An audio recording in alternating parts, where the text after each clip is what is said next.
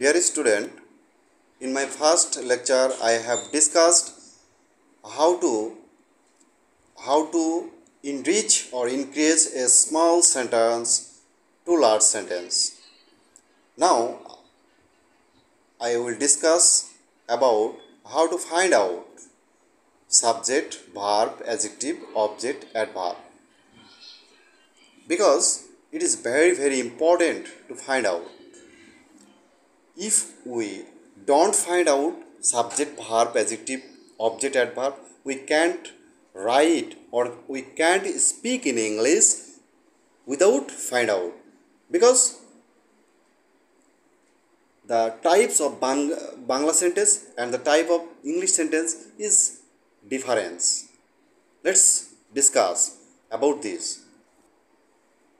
প্রিয় ছাত্রছাত্রীবৃন্দ, যদি সাবজেক্ট ইংরেজি আমরা বাংলা কথা বলি, বাংলায় সব কিছু তৈরি করি, ঠিক আছে, কিন্তু বাংলা থেকে আমরা ইংলিশ যখন করতে যাব তখন আমাকে বাংলা সেন্টেন্স আর ইংলিশ সেন্টেন্সের গঠন প্রণালী এক নয়। কারণ সবসময় বাংলা সেন্টেন্সের ভার্বগুলো দেখা যায় যে শেষে থাকে, কিন্তু ইংরেজিতে সেন্টেন্সে তা করলে তো হবে না। আমাকে সর্বপ্রথম সাবজেক্ট বসাতে হবে, তারপরে ভার্ব বসাতে হবে, তারপরে যদি থাকে তাহলে অ্যাডজেক্টিভ, অবজেক্ট, অ্যাডভার্ব, এইভাবে ক্রাইটেরিয়া মেনটেন করতে হবে। এখন আমরা সবচেয়ে মূল গুরুত্বপূর্ণ বিষয় হচ্ছে যে আমরা ফাইন্ড আউট করব কীভাবে সাবজেক্ট চিনব। আমরা বাক্যের মধ্যে বাক্যে কে বা কারা দ্বারা প্রশ্ন করে যে উত্তর পাওয়া যায় সেটাই সাবজেক্ট। সেটাকে আমরা কী করব, প্রথমে লিখব। কে পড়ছে, রাহুল পড়ছে, রাহুলটা হচ্ছে এখানে সাবজেক্ট, তাহলে এটাকে আমাকে প্রথমে লিখতে হবে। তারপর ভার্ব চেনার উপায়, কী করছে বা বাক্যের মধ্যে যে শব্দ দ্বারা কোনো কাজ করা বোঝাবে সেটাই হচ্ছে ভার্ব। এখন কে পড়ছে, রাহুল পড়ছে, রাহুলটা এখানে কি পড়ছে, রাহুল পড়ছে, পড়াটা হচ্ছে ভার্ব, কাজ করাটা বোঝাচ্ছে।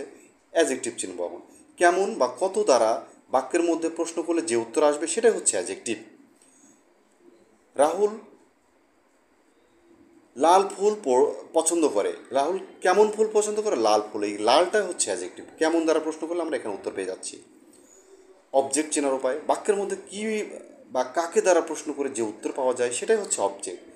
রাহুল বই পড়ে, রাহুল কি পড়ে, বই পড়ে, তাহলে বইটা হচ্ছে অবজেক্ট। অ্যাডভার্ব চেনার উপায়, বাক্যের মধ্যে কখন, কোথায়, কিভাবে দ্বারা প্রশ্ন করে যে উত্তর আসবে সেটাই হচ্ছে অ্যাডভার্ব। সে দ্রুত দৌড়ায়, সে কীভাবে দৌড়ায়, দ্রুত দৌড়ায়, কীভাবে দ্বারা প্রশ্ন করলে আমরা অ্যাডভার্বটা ফাইন্ড আউট করছি। এখন আমরা স্ট্রাকচারটা অবশ্যই মনে রাখতে হবে যে সাবজেক্ট, ভার্ব, অ্যাডজেক্টিভ, অবজেক্ট,